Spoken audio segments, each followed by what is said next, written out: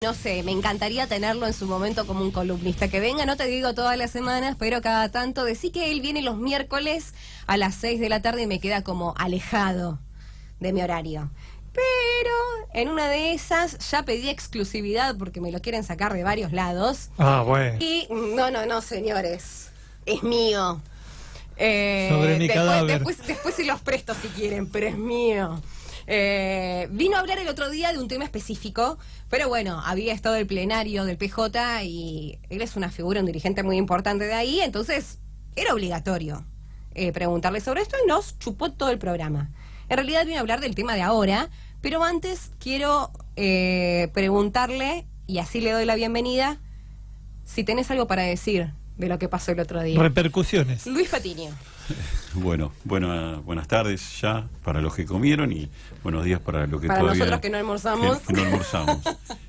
Muchas gracias, digamos, otra vez por invitarme. La verdad... Es tu casa, Luis, ya lo sabes. Sí, ya lo sé. Así que muchas gracias otra vez por invitarme. Y la verdad sí, hacía mucho tiempo que no me llamaba tanta gente. Algunos para felicitarme y otros para no felicitarme tanto. Ladran, Sancho. Hicimos reflexionar a más de uno en esta charla de ese día.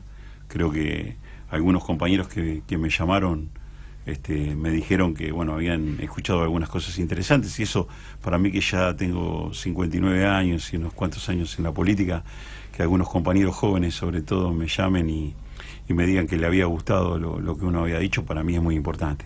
Pero por supuesto, como es la política, hay gente que le gusta lo que decís y otra gente que no le gusta. Lo que pasa, Luis, es que la política está muy dividida, entonces en una misma mesa donde se debaten ideas siempre se baja una línea, últimamente se hace eso, entonces no te permiten discutir o tener un pensamiento diferente. Exacto. Quizás lo que se dio el otro día acá fue más una charla de café, en donde por eso se permitió reflexionar a otras personas. ¿Por qué? Porque quizás vos en esa charla no la hablás, pero si te escuchan del otro lado, ya no estando contaminado por ese lugar, decís, bueno, pero pará, mira este punto de vista, está bueno.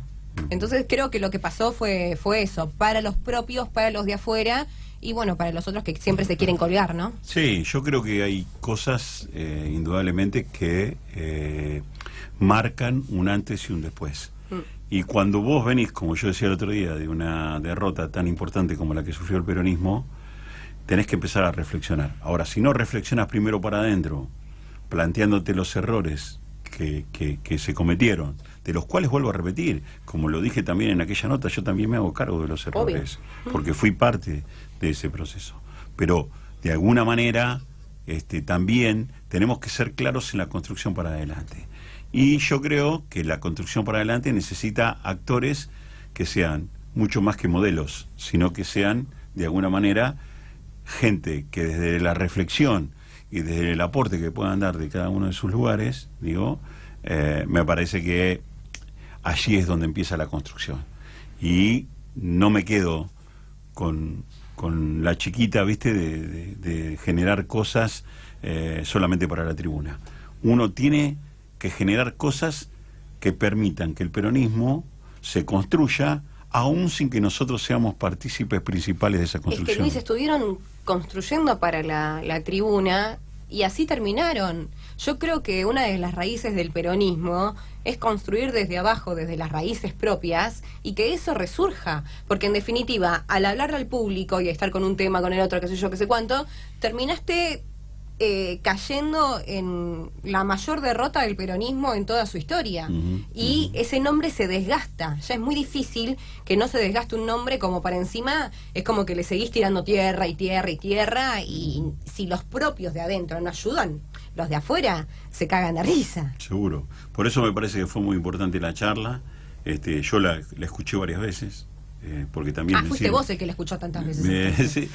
me sirve, digamos, a mí, digamos, también, porque uno se escucha y si en aquel momento uno por ahí puede seguir avanzando en lo que dijo y puede ser mucho más específico en adelante, yo siempre me he escuchado en todas las notas que me han hecho, porque me parece que eso también me sirve a mí para capacitarme y además para avanzar en lo que uno dice, porque una cosa es la palabra y otra cosa son los hechos. Entonces me parece que acá, más allá de las palabras, lo que más importa son los hechos, ¿no? ¿Sabes lo que valoro yo, Luis? El hecho de tener miradas, no te digo que son completamente opuestas, pero sí diferentes en muchos aspectos. Bueno, hemos hablado y debatido en el tema del aborto, hemos hablado y debatido un montón de cuestiones que en definitiva si nos ponemos a charlar como lo hemos hecho, no vamos a estar de acuerdo. Seguro. Pero se complementaron las ideas y de eso surgió algo muy bueno. Entonces, si vos vas a un programa en donde piensan exactamente igual a vos, es lo que digo, yo señora, para traer a alguien que piensa exactamente igual a mí, me pongo un parripollo.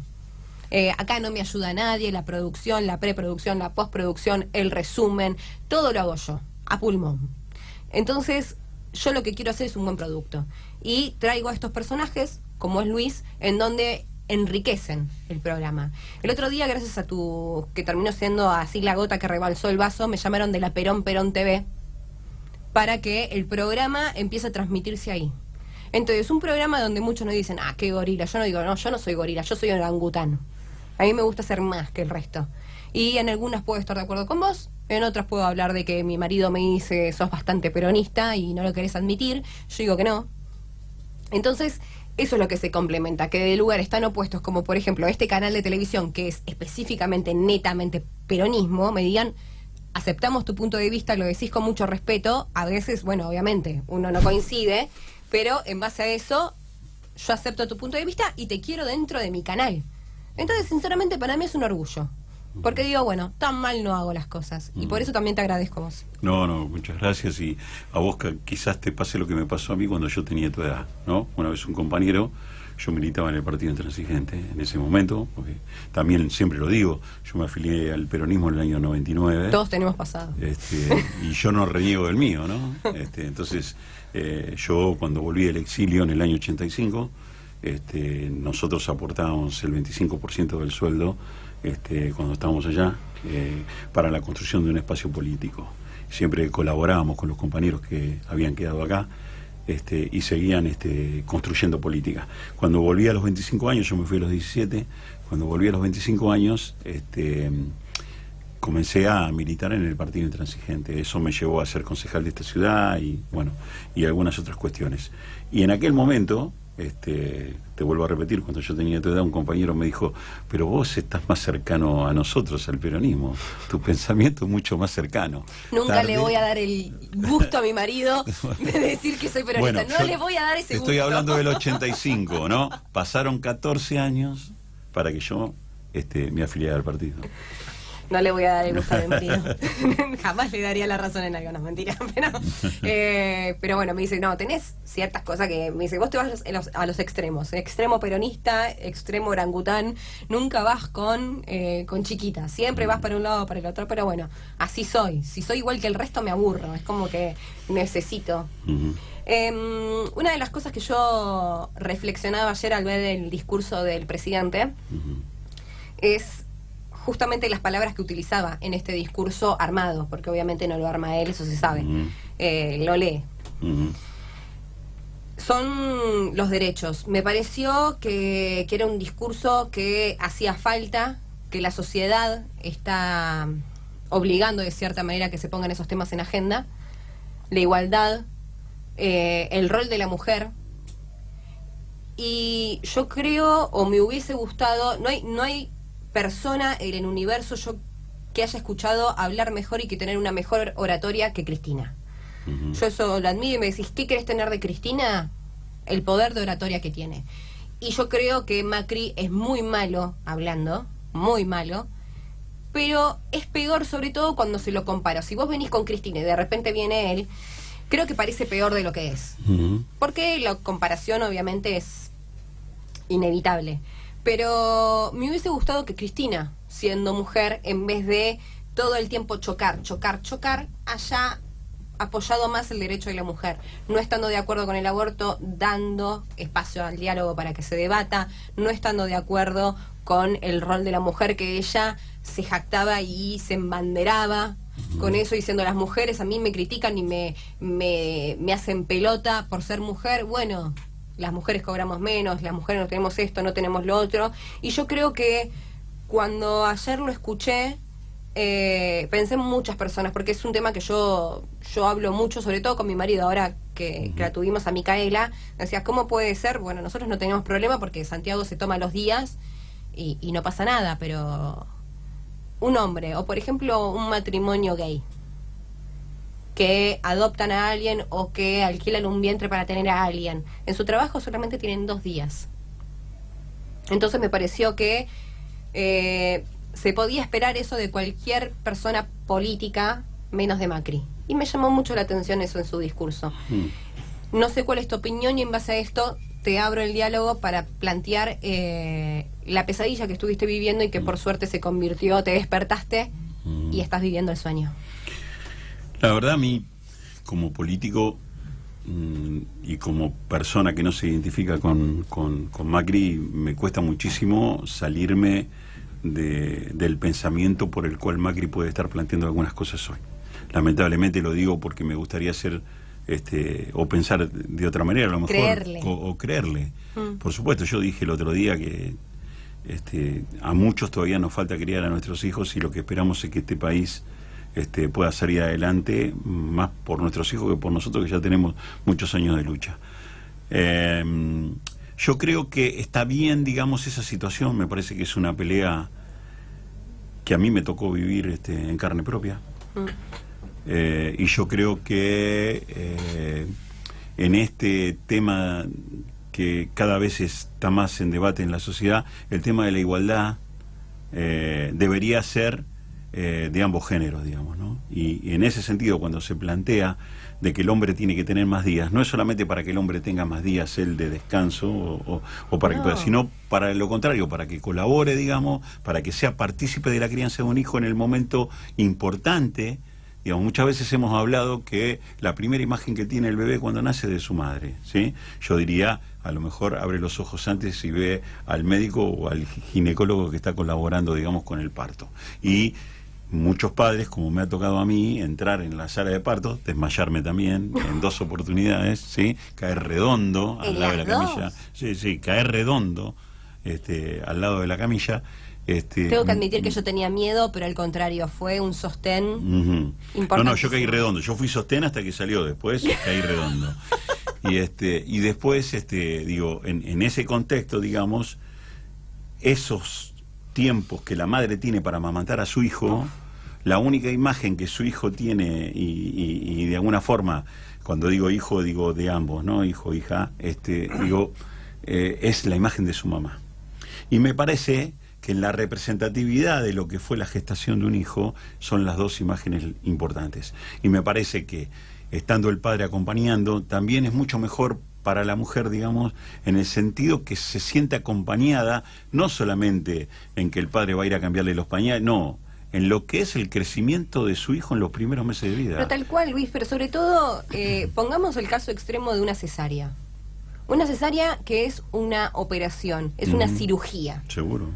La mujer no se siente bien después, o sea, recién empieza a sentirse un poco mejor a partir de la semana 15 días. Los primeros días no podés sentarte, tienen que ayudarte, no podés pararte ni siquiera para poder cambiar un pañal, o salís de la cirugía y, o sea, es una operación, tenés puntos, los órganos se corrieron, o sea, no es el parto natural, inclusive así, o sea, son muy pocas horas. Y el bebé ni siquiera se acostumbró. En 48 horas a veces ni siquiera te dan el alta del hospital.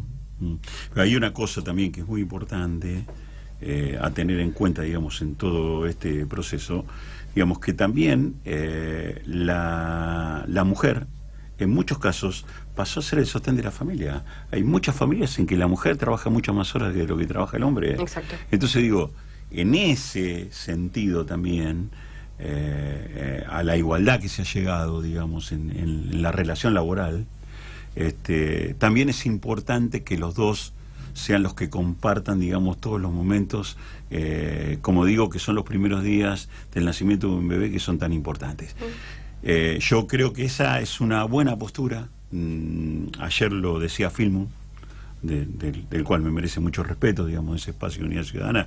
Es un tipo que yo lo he seguido, lo he conocido personalmente, y he ido a muchos debates con él también, sobre política y sobre leyes también.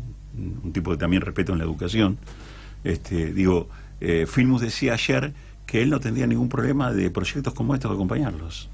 Y me parece bárbaro. Ahora, no nos quedemos en el discurso y vayamos a los hechos, que como yo bien decía anteriormente, yo creo que la gente está cansada de discursos y quiere más hechos. Las famosas propuestas de campaña que después no se cumplen. Exactamente. Y hay muchos padres que después de lo que dijo el presidente ayer van a estar muy atentos a esto que él planteó, ¿sí? Porque no tiene nada más que ver con esa situación. Tiene que ver con otras situaciones también que se deberían estudiar, porque hoy en la sociedad que un padre consiga la tenencia de su hijo es sumamente difícil, sumamente trabajoso, y no, digamos, a mí que me tocó recorrer muchísimos pasillos y golpear... Tenías los medios, tenías las puertas, tenías todo. Todo, o sea. se me fue tan difícil, digamos, que yo te lo resumiría en una anécdota. A la primera abogada que yo fui a ver, digamos, por esta situación de tenencia de mi hijo, cuando me senté a hablar con ella, me dijo: yo ya no hago más familia, pero tomo el caso porque entendí lo que vos me planteaste por teléfono. Ahora te voy a decir algo, la lucha va a ser ardua y tiene un principio, pero no sé cuándo termina. Y la verdad, cuando me lo dijo, me lo dijo con tanta sinceridad y la vi tan abocada al tema y sabía perfectamente que ella ya no se ocupaba más de familia, que dije, bueno, me quedaban dos alternativas: o abandonaba y seguía estando como estaba, o empezaba a plantear una lucha que fue de 6 años. Quiero que pongas en contexto a toda la gente, porque sabe muy poca gente lo que te pasó, los que te conocemos, a los que hiciste emocionar cuando nos contaste, cuando te escuchamos en la radio, y a los que conocemos a tu hijo, sobre todo. Una personita hermosa. ¿Qué fue lo que te pasó? ¿De qué se trata esa lucha? ¿Y cómo fue ese camino durísimo que tuviste que vivir? Las puertas que se te cerraron, las que te abrieron. Ya estamos, por suerte, en el diario del lunes. Entonces, vos mirando para atrás, ¿con qué te quedás? Sí, me quedo con un montón de cuestiones. Primero, que tuve un final feliz. Feliz en ese sentido. Negativo porque por una cruel enfermedad mi hijo perdió a su mamá, digamos. Y también quiero dejar aclarado que desde un primer momento mi lucha fue por una cuestión de más de seguridad de mi hijo, pero nunca, jamás fue negarle, digamos, que su madre lo pudiera ver, nada por el estilo. Pero contá Luis, qué fue lo que pasó para que la gente entienda. Sí, bueno, su madre comenzó a enfermar, digamos, una enfermedad muy muy compleja, digamos, y digamos, y él siempre fue una persona, y sigue siendo, muy familiar. Él es el que junta a toda la familia, digamos. Y esa enfermedad generó de que quizás él no estuviera tan contenido como debería estar contenido. Cuando yo empecé a ver esas cuestiones, inmediatamente hice lo que creo que debería hacer cualquier padre. Digo, primero proteger a su hijo y después tratar de ver cómo se consensuaba para que esa familia, si bien yo ya estaba separado hacía algunos años, pudiera estar cerca de él y él tuviera las partes que debería tener en el crecimiento de un hijo. Lo dije yo antes, tan importante la imagen del hombre como la imagen de la mujer. Y lo hice en ese sentido. Y comencé una ardua lucha. Hay cosas que nunca dije y las voy a decir hoy. Y la verdad las voy a decir no por reproche a nadie, sino por una cuestión lógica de dolor de lo que me pasó. Yo hace 2 años estuve a punto de perder la tenencia de mi hijo porque no me renovaban el contrato en mi trabajo. Después de haber estado casi 28 años trabajando en el Estado, ¿no? Y fue una cuestión dura para mí esa. Que tuve, por supuesto, algunos actores a los cuales agradezco muchísimo, digamos, que me permitieron seguir teniendo ese contrato de trabajo para poder yo, sí, llegar al final que llegué, que fue la tenencia definitiva de mi hijo. Porque no crean que porque fallece una persona el otro tiene la tenencia inmediatamente, Aquellos que creen que es eso están totalmente equivocados. Que es hombre, porque la mujer directamente lo tiene más fácil. En ese sentido es una de las pocas cosas que la mujer la tiene más fácil. Sí. Y después, digamos, cuestiones que yo empecé a ver de trabas, aún teniendo las pruebas necesarias para que el hecho fuera rápido y que se pudiera resolver rápidamente. Y de ahí empecé a entender aquella primera charla que yo había tenido con la abogada, que fue la primera abogada. Después ella enfermó y siguió otro abogado adelante del tema, del cual también estoy muy agradecido. Porque tampoco la gente sabe todos los trámites que vos tenés que hacer a veces por tu hijo, y que tenés, por no tener la tenencia, tenés miles de trabas. No solamente de sacarlo del país, de anotarlo en una escuela, por ejemplo. De que vos vayas a anotar en una escuela y te pidan la firma de la otra parte. Y vos no tenés la firma de la otra parte porque, bueno, como dije anteriormente, en parte de esta historia no estaba en condiciones de hacerlo, o no lo encontrábamos, o digamos, porque también era un tema ese también, ¿no? O sea, que la propia enfermedad la alejaba. Entonces digo, me parece que estas cuestiones fueron cuestiones de un camino muy duro donde hay un montón de actores. Los amigos son los principales actores, sostén de todo esto. A veces la familia se te corre en estos casos. Es duro para decirlo, pero a veces se te corre. Pero la verdad, si vos escuchás hablar a mi hijo, nada te podía parar. Era como que cualquier barrera, cualquier pared que a mí me podían poner, siempre me la resolvió mi hijo.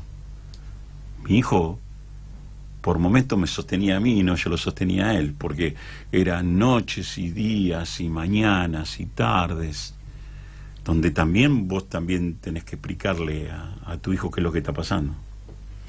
Y jamás le mentí. Jamás, en nada. Nunca. ¿Qué era lo que le decías, Luis? Porque siendo tan chiquito, porque esto convengamos que, si no me equivoco, 6 años llevó esta lucha. Sí. Bueno, él tiene 13, 11. Bueno, esta lucha empezó él siendo muy chiquitito. Sí. Entonces, no tienen noción de lo que está pasando. Fue muy duro, imagínate. De médico salir, psicólogo salir, psiquiatra salir, psicopedagogas, que te invaden la casa, inclusive todo, que te preguntan cosas horribles. Entonces yo quiero que cuentes ese proceso, todo lo que tuviste que vivir, y que no cualquier persona, vos como padre, pero sobre todo él como hijo, puede sobrellevarlo, porque es muy difícil. Un consejo que le doy a todos los que estén con un problema parecido es la ayuda profesional. A mí me ayudó muchísimo la psicóloga, tanto mía como la de Santiago, porque vos, cuando te pasa esto, también tenés que llevar a tu hijo a terapia. Que entienda. Y sobre todo cuando vos tenés que estar trabajando.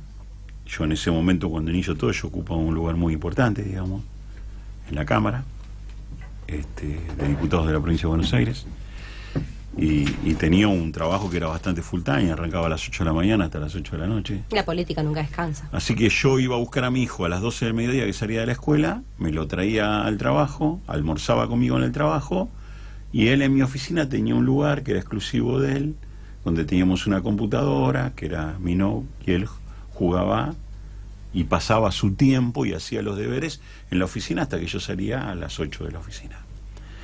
Y todo ese proceso se fue dando de a poco, porque tampoco es fácil, porque por ahí tenés también la parte de la otra familia que no está de acuerdo con lo que vos hacés, no entienden. A veces es muy difícil que un familiar entienda que la otra persona tiene una enfermedad de esas características, que lo comprendan.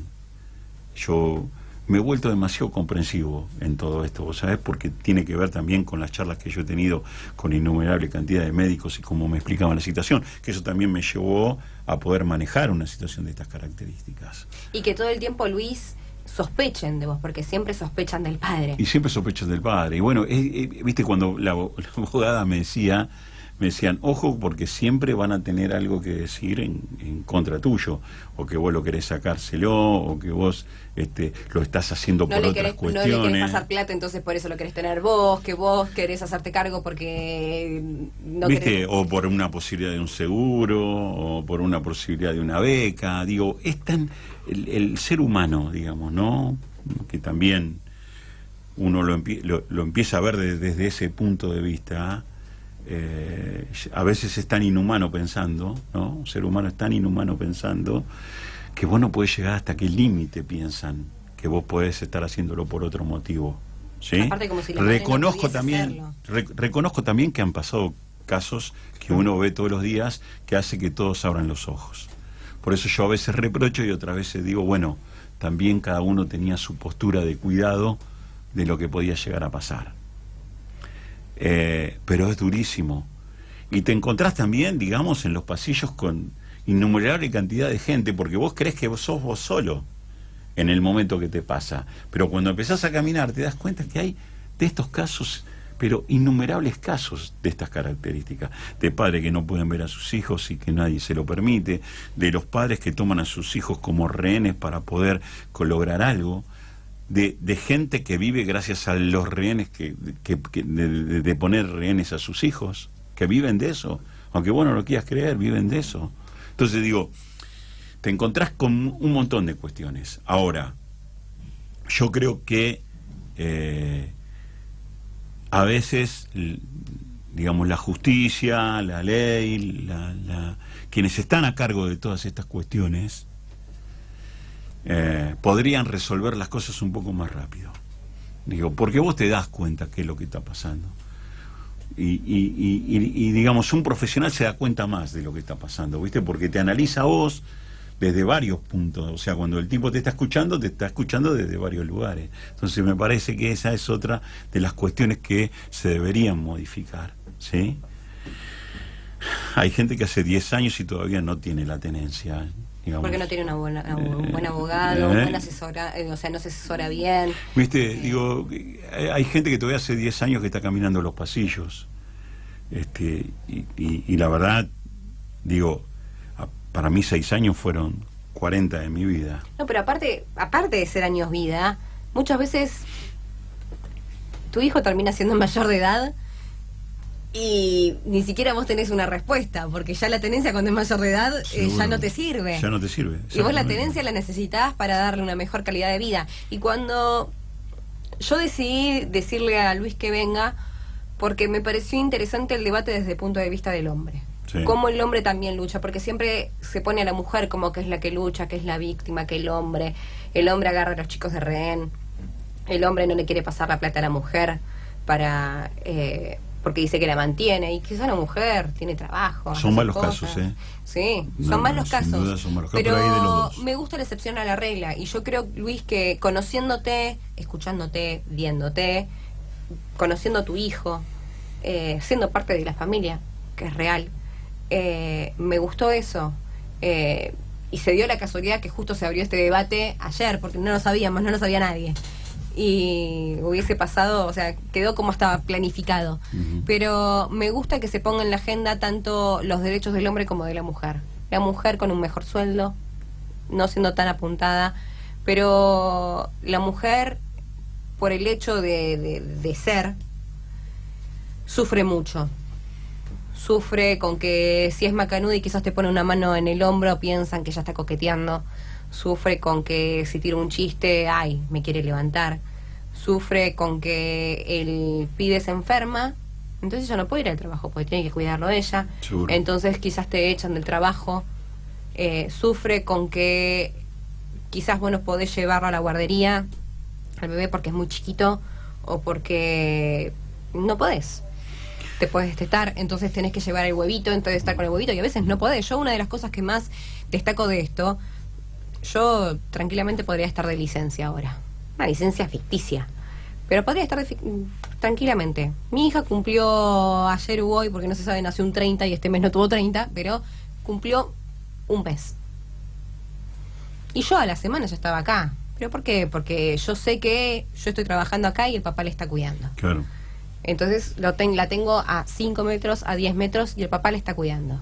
Y sé que si pasa algo, yo me levanto y estoy con ella. Pero yo en este sentido no tengo suerte. Estoy bañada en suerte y soy una beneficiada en todo esto. Pero no todo el mundo tiene esa suerte. Pues es que nosotros hace unos años trabajamos con el tema de las copas de leche y todos esos lugares, y hemos hecho mucho hincapié en el trabajo con las madres solteras, ¿sí? O las madres separadas que tienen que hacer la mantención de sus hijos.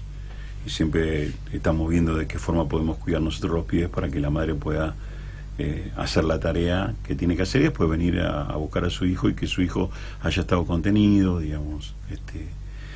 Y esto no solamente sucede en las clases medias altas, digamos. En las clases bajas no tienen la posibilidad de mandar a su hijo a una guardería, no tienen muchas posibilidades. Y los padres, por supuesto, desaparecen, no les pasan una mantención, entonces la madre tiene que salir a trabajar, pero a su vez no puede hacerlo con su hijo. Porque también en muchas casas de familia, donde trabajan mucha gente que no ha tenido estudios y que lamentablemente tienen que hacer ese trabajo, no le reconocen de que pueda venir con su hijo y quedarse con su hijo en la casa. ¿Está claro? Digo, entonces, cosas que también se debería legislar. Le voy tirando algunas puntas que me parece que son interesantes para que las tengamos en cuenta. Que aquellas mujeres que trabajan en la casa y tienen hijos que son bebés o que son menores de edad y no pueden mandarlo al jardín de infantes en el momento que la madre trabaja, no le deberían impedir que vaya con su hijo. Esto es una cuestión propia que me parece. O que tengan guardería. En el Poder Judicial se arma una guardería. Bueno, pero viste, no hay, muchas veces no hay cupos, viste, porque vos vas, te querés anotar y no te dan bolilla. No, bueno, pero si tenés X cantidad de madres, ni siquiera de madres, también de padres. Porque seguro, hay padres que vienen así que también necesitan, porque pueden trabajar desde su casa, inclusive, ¿por qué no? Pero a eso iba, 3 meses es muy poco. Eso iba a la comparación de lo que me pasó a mí. Que yo muchos años veía cómo le pasaba a la mujer, y en este caso me pasó a mí. Y yo empecé a tener, a través de la tenencia de mi hijo, todas las atribuciones que tiene la madre que vive sola con su hijo. ¿Entendés? O sea, si mi hijo se enferma hoy, teniendo su tenencia, yo puedo faltar al trabajo porque mi hijo está enfermo, porque tengo días de enfermedad de mi hijo. Cosas que hoy no la tendría si no tendría la tenencia de mi hijo. Mira vos hasta qué importancia, ¿no? De que se te pueda justificar en tu trabajo el no ir a trabajar porque vos tenés la tenencia de tu hijo. Entonces digo, hay cosas que para algunos son pequeñas, pero no lo son. Porque yo pasé a ser, de alguna forma, más allá de que yo hoy estoy en pareja, pero para lo legal, para la justicia, yo soy el todo de mi hijo. Y en ese sentido, digamos, yo también tengo que hacer innumerables de cosas para que mi hijo de alguna forma también se sienta contenido. Yo soy el que lo lleva al pediatra, yo soy el que va a las reuniones de la escuela, el que no falta a los actos, digamos, que lo vengo haciendo ya aún sin haberla tenido. Pero hoy, con esa papel firmado, porque no deja de ser un papel, yo paso a ser realmente, digamos, y legalmente, la importancia de un papel, la importancia de lo que es el sostén de mi hijo. Entonces, digo, todas esas cuestiones analizadas a que vos también seguís trabajando, aún yo comprendiendo lo que la mujer atravesaba, hoy lo comprendo mucho más. Por eso alguna vez publiqué en las redes que yo siempre comprendí lo que la madre sufría, pero lo alcancé a comprender en su totalidad en el momento que me pasó a mí. Eso que no tuviste que parir. ¿Entendés? Sí, bueno. Pero, viste, digo, yo creo que es ese el punto. Y cuando uno escucha de que se van a modificar algunas leyes, digo, ojalá, porque también pasa con la adopción, porque cuando vos caminas los tribunales, no solamente te encontrás con el tipo que no puede ver a su hijo o que quiere la tenencia de su hijo, no, también te encontrás con aquellos que hace 5 años tienen en custodia un chico y todavía no le dieron la tenencia definitiva. O lo que cuesta llegar a adoptar, Luis, porque muchas veces que termina generando el tráfico de bebé en este país. La principal responsabilidad del tráfico de bebé es que los trámites de adopción son cada vez más complejos y están encajonados. Mi hija, Guadalupe, que yo siempre le reconozco, estuvo 8 años como coordinadora de Casa Cuna. Y vos sabés que mi hija cada tanto traía un bebé a mi casa, del cual nos encariñábamos, y yo le decía, no me haga encariñar, porque, viste, vamos a terminar teniendo... Como los perritos, claro, la querés adaptar a todo. ¿Entendés? Entonces, yo veía esa situación y veía la cantidad de pibes que necesitaban el amor de una familia. Y muchas veces que yo iba a buscar a mi hija, no los sábados sobre todo, al mediodía, veía una cola de padres que iban a visitar a esos chicos ahí, a la Casa Cuna, y que estaban esperando una autorización. Y vos te ponías a hablar con los padres en la cola. Yo en un programa hice un programa con los padres de la cola, los llamé también los padres de la cola, ¿no? Porque eran los padres que estaban esperando, y te decían, hace 4 años que venimos a verlo acá. Y hemos hecho todos los trámites, hemos recibido todas las visitas, y lamentablemente nunca tuvimos la adopción del pibe.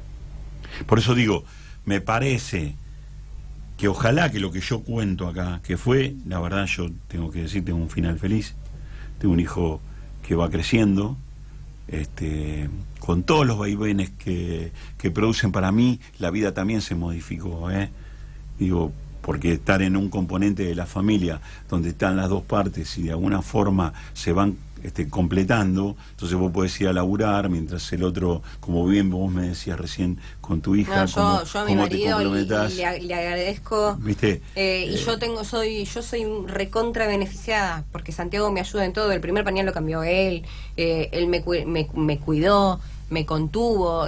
La mujer pasa por una revolución hormonal, pasa por todos cambios en donde eso que sentías dentro de tu vientre está afuera, y es un ser recontra débil que necesita protección, necesita la contención. Seguro, entonces seguro. Yo no me puedo quejar. Tengo una hija que es maravillosa, que es una santa, y encima un marido que me ayuda en todo y que es un padrazo y es un super marido. Bueno, pero no me viste, puedo digamos, quejar en eso. esas cosas, yo por ejemplo tengo que reconocer desde que estoy en pareja con Paula me ha ayudado muchísimo. Le mandamos un beso, es un sol, Pau. Siempre me ha ayudado, y también a mis hijos. Yo recuerdo que antes de estar pareja con Paula, para irme a comer por ahí un fin de semana con mis amigos, decir, bueno, un viernes me voy a comer un asado, tenía que acudir a mis hijos para que se quedaran con Santi, para que yo pudiera venir. Después mis amigos se fueron adaptando también, y mirá vos lo grande de esto, ¿no? Y lo grande de los amigos, se fueron adaptando de que yo estaba con Santi, que no podía dejarlo. Así que Santi iba a comer los asados conmigo y con mis amigos. Y digamos, hay una situación que sí quiero decirla hoy. Muchos de los padres que no se hacen cargo no saben lo que se pierden. Porque yo sufrí mucho, muchísimo sufrí. Pero a su vez, más allá de lo que yo sufrí, es impagable lo que disfruté. Y la verdad te digo, yo no sé si lo hubiese disfrutado de otra manera, ¿no? Porque es injusto también lo que digo, ¿viste? Porque a mí me tocó criar a 2 hijos. Yo era concejal y trabajábamos todo el día en la política. Uno recién estaba ingresando a la política y quizás no le pude dar el tiempo que sí le di a Santiago, ¿no? Pero aquellos padres que no se ocupan de sus hijos no saben lo que se pierden. Saben lo que es contarle un cuento al pibe a la noche para que se duerma, o que te mires una película con él, o que te vayas al cine a comer un cacho de pizza, ir a pescar. Digo, a mí Santiago me enseñó a ser padre. A mí Santiago me enseñó a ser padre, me enseñó la importancia que tiene tener un hijo. Y en el dolor, en lo peor que nos pasa, a veces están enseñanzas, ¿viste? Y yo creo que aprendí muchas cosas que no sabía. Yo creí que había sido padre con 2 hijos. Y la verdad, tengo que reconocerlo, que fui mucho más padre y me sentí mucho más padre. Más allá de que yo con mis hijos tengo una relación excelente, el haber convivido tantas cosas con él, porque con él sí tuve que convivir todo y tuve que hacer todo, y eso se lo debo a él. Yo creo que por eso creo que soy mejor persona, perdóname, sí, con él. He sido mejor persona con mi hijo. Y conociéndolo se entiende por qué. Pero, Perdón, y tengo, no, por favor, y tengo que decirte que hiciste un muy buen laburo. Un muy buen laburo. Voy a contar la anécdota, ¿no? Porque es inevitable y ahí voy a lo que quería decir. Antes de entrar acá, vino y dijo que tenía un montón de peluches que él ya no usaba, que quería regalárselos a mi hija. Y viene todo despacito. Tengo que contarte algo, qué sé yo, y viene y se pone acá y está con el celular, y o si no, está con el cochecito que agarra, la lleva, la trae, la pone, y dice, ay, se puso a llorar y yo no hice nada, y es como que, y ahora está en este momento con mi marido y Micaela en la oficina y supongo que cuidándola. Y eso es lo que te deja la enseñanza, y ahí te das cuenta que hiciste un muy buen laburo, Luis, y que vale la pena. Sí, por supuesto que vale la pena. Yo creo que ojalá yo tenga vida como para verlo ya crecido, digamos, como yo pude ver a mis otros 2 hijos recibidos los dos con laburo de lo que han estudiado, que es muy importante. Yo tengo 2 hijos que nunca me pidieron trabajo, a pesar de que podían habérmelo pedido, y hoy trabajan de lo que estudiaron, y fueron ellos, presentaron su currículum y hoy están trabajando. Uno se recibió, ahora se recibe de licenciado dentro de poco, pero es técnico superior en seguridad e higiene. Mi hija Guadalupe es maestra jardinera maternal, pero de tanto estar en el jardín, ahora está en el último año de jardín porque le gustó y se apasionó y está ahí y trabaja de su trabajo. Además es profesora de danza. Y Santiago desde muy chiquito le gustan los bichos y quiere ser veterinario y quiere hacer algo de eso, y bueno, yo ojalá, lo único que pido es llegar a eso, verlo en la universidad recibido y viendo trabajar de lo que es él. Y para mí, digo, ha sido un regalo de la vida, y yo creo que también la vida me puso en el camino esto para ver si nosotros estábamos tan fuertes para superarlo. Yo pensé que había pasado por un montón de dolores que me pasó. El exilio fue muy doloroso, la pérdida de amigos fue dolorosa, la pérdida de mi padre, creo que yo lo dije en el programa anterior, fue muy dolorosa para mí, pero Santiago colmó todas mis expectativas. Santiago fue superior, digamos, no porque yo amo a todos mis hijos, esto lo quiero dejar aclarado, pero Santiago llegó en un momento especial de mi vida también, ¿viste? Yo tengo 59 años, mi hijo tiene 11, ¿no? A veces cuando voy a los negocios, ¿viste? Para ponerle, no tanto dramatismo a esto, sino ponerle algún chiste, mi hijo, cuando entro así a un comercio a comprarle una ropa, alguna me dice, qué lindo su nieto, qué educado, qué sé yo. Entonces yo la miro y muchas veces Santiago le ha dicho, no, es mi papá. Y yo la verdad a veces me miro y no me siento tan viejo, pero bueno, las canas pintan y los años pasan, entonces te dicen eso, y la verdad no me molesta, vos sabés, porque en realidad me siento más padre aún todavía. Y también muchas veces cuando me siento a la noche, y esto no es peyorativo, en algún momento he valorado lo que he hecho, y creo que si la vida me pidió un acto de generosidad, si me pidió un acto de amor, digamos, creo que fue el acto de amor más grande que yo podía haberle dado a mi hijo, digo, y que también de alguna forma lo hice por mis otros 2 hijos también, ¿no? Porque de alguna forma teníamos que pelear por su hermano en su momento y lo hicimos, y hoy conformamos una hermosa familia que de alguna manera seguimos para adelante, digamos, seguimos mirando para adelante, como yo siempre le digo a él, ¿no? Vos tenés que mirar para adelante, vos tenés que ser superior a Guadalupe, a Julián y a mí, pero no superior desde lo intelectual, de tener el mejor laburo, no, superior en lo humano. Vos tenés que superarnos a nosotros 3 en lo humano. Y yo creo que empezó a entender eso, ¿viste? y él va a la copa de leche, juega con los pibes, le cuenta de los bichos, y papá cuando vamos, y ahora juntamos útiles, y le vamos a llevar los útiles, ¿viste? Y juntamos ropa, y juntamos cosas, y él está siempre preocupado. Bueno, esa actitud que acaba de tener con nosotros diciendo, tengo un montón de peluches, quiero regalárselos. Bueno, yo cuando sea más grande quiero dárselos, o sea, yo quiero que él sea mejor en lo humano, que él nos supere en lo humano, ¿entendés? Porque él es lo que vale, lo que vos dejás después, ¿viste? Es el mejor legado, Luis. Seguro. Entonces, ¿viste? Digo, yo agradezco que me hayan permitido venir a contar esta historia. Es la primera vez que la cuento en su totalidad, nunca lo había hecho. Pero si lo hago, quiero que el que está del otro lado lo entienda. Lo hago para que algunos entiendan que también hay muchos padres que estamos luchando por esto, que hay todavía muchos padres de los cuales yo me sigo comunicando por teléfono para saber cómo está su situación, o para darles una mano, para decirles lo que yo hice.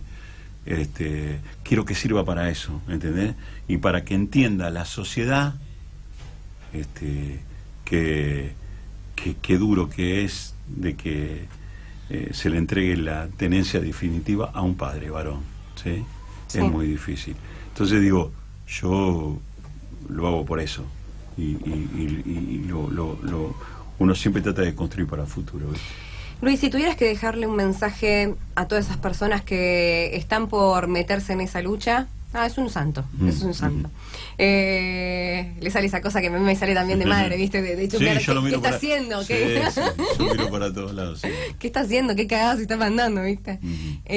Si tuvieras que dejarle un mensaje a esas personas que están por empezar esa lucha, que están viviendo la lucha, o que necesitan ese empujoncito como para decir, dale, falta un poquito más, ¿qué les dirías? Y también a los políticos, porque están todos los políticos mirando ahí, escuchándote, y si tuvieras la posibilidad de una Vidal, un Macri, el que sea, porque acá no importa la bandera, importa justamente los derechos, las personas que votamos o no votamos a ellos para que se ocupen de los que realmente tienen necesidades. ¿Qué les dirías? Yo les diría que pongan mucho más hincapié en este tema.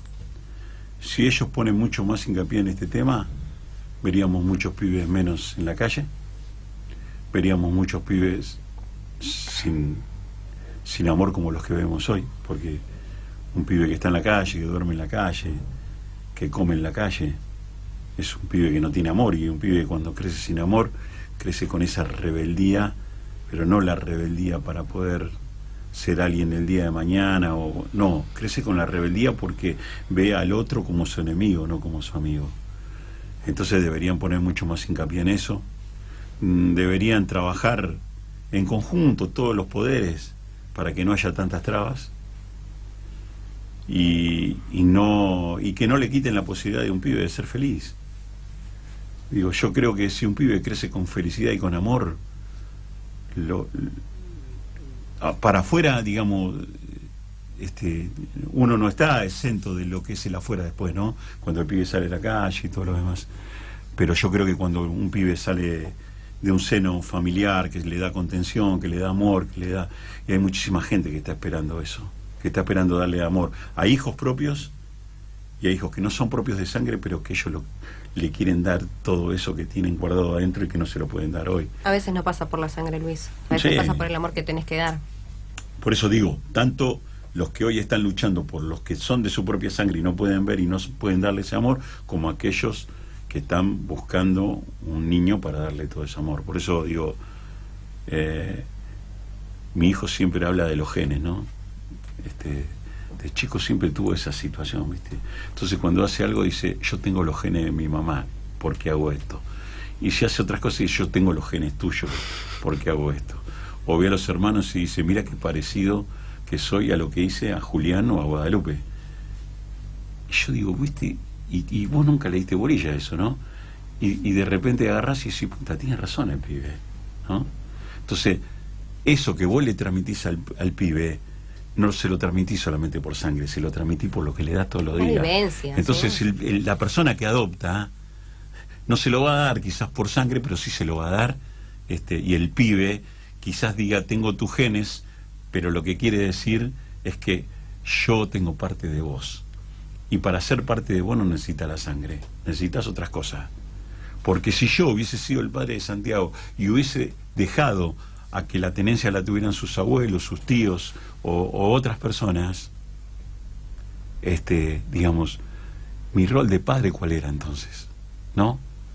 ¿Cuál es el rol de un padre? Que quizás es la pregunta que viene, ¿no? ¿Cuál es el rol del padre? ¿Sí? En la sociedad. Si digamos, no es solamente, che, mirá, yo lo alimento, o el que pasa la cuota todos los meses para alimentarlo. Ahí termina el rol. Nunca fuiste a la escuela a ver cómo va en la escuela, nunca fuiste el día que estaba enfermo a llevarlo al pediatra, nunca fuiste ni siquiera a saber con quién se junta, con quién está, si le gusta el fútbol y lo llevas a jugar al fútbol. No solo se está separado, el rol del padre inclusive en una casa. familia, Sí. en la casa, no es solamente yo salgo a trabajar, te doy de comida y te paso el alimento, o estuve trabajando todo el día. No es estar trabajando todo el día. Es que vos ahí te perdiste la primer palabra, el primer paso, la primer sonrisa. No se trata de eso. La crianza es en el minuto a minuto, ni siquiera en el día a día. Es en el minuto a minuto. Y esa es una de las cosas por las cuales yo agradezco ser mamá y ser mujer.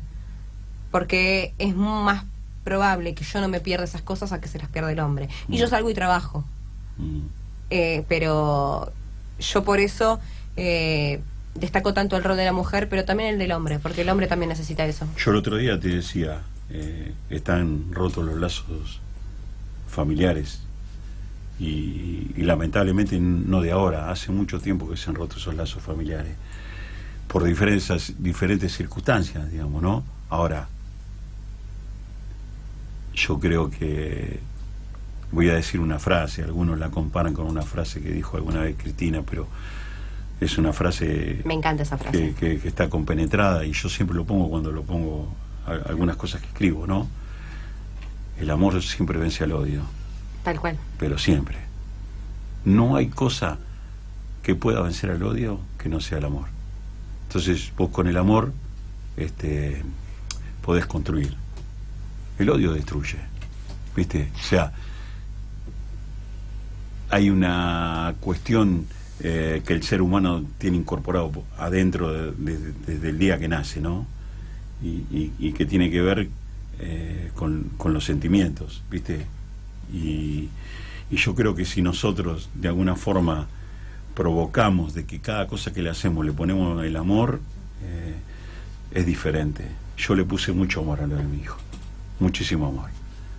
Y la verdad, agradezco a todos los que me ayudaron, a todos los amigos que siempre estuvieron. Vuelvo a repetir, a veces mucho más que la familia. Y a los que me permitieron, de alguna forma, sentirme que yo estaba vivo. A lo mejor, ¿quién te dice? Lo que me pasó era para que yo me sintiera que todavía estaba vivo y todavía tenía muchas cosas para dar. Y lo que pasó en un seno donde había mucho amor, digamos, para dar. ¿Viste? Yo quizás tuve esa suerte, que me encontré en un lugar donde había mucho amor de mis hijos, mucho amor de mis amigos, mucho amor de mucha gente que me ayudó. Yo creo que todo lo que te pasa en la vida es porque podés afrontarlo. Y quizás la vida te pone las cosas en el camino para hacerte más fuerte. Es decir, yo te pongo esto, pero te lo pongo porque justamente yo sé que podés hacerte cargo de esto, que podés hacerlo. Te va a costar, pero por algo te lo pongo. Algo tenés que aprender en base a esto para poder hacerlo, para poder hacerte más fuerte, para dejar un mensaje. Quizás esta conversación, para que se pueda hacer una nota, se pueda instalar este tema, y que, ¿quién te dice que cambie la vida de una persona como fue la vida de Santiago? La vida de millones de nenes que necesitan eso, de millones de padres que van todos los días a visitar un nene que no saben si van a tener o no van a tener, porque así como vos te encariñabas con esos bebés que llevaba tu hija, ellos se encariñan con un nene que quieren tener en su casa, que quieren darle amor, que tuvo una familia que no le dio ese amor, o que quizás porque no le podía dar ese amor prefirió que esté de esa forma, y tiene una familia que sí quiere, y que terminan alquilando un vientre, que terminan no teniendo hijos, que quizás no tienen ni los medios, ni la plata, ni la fuerza, ni las ganas de hacer todo eso. Y Santiago era tuyo, pero eso es de otros.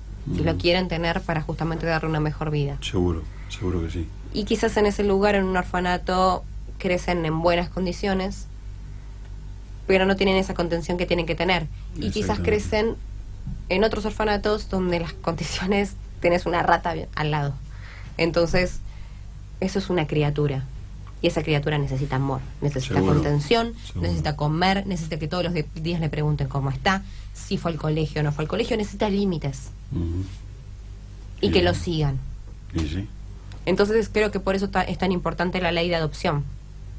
De adopción, de tenencia, y si realmente nos importa tanto el futuro como dicen, no pasa solamente por la educación, pasa por la contención. Seguro, es así. Es así, es así. Gracias. No, gracias a ustedes. Ya saben que estoy para cuando quieran. Y bueno, gracias también porque esto salió un poco y muchas veces se nos conoce por algunas cuestiones, pero no por nuestras vidas.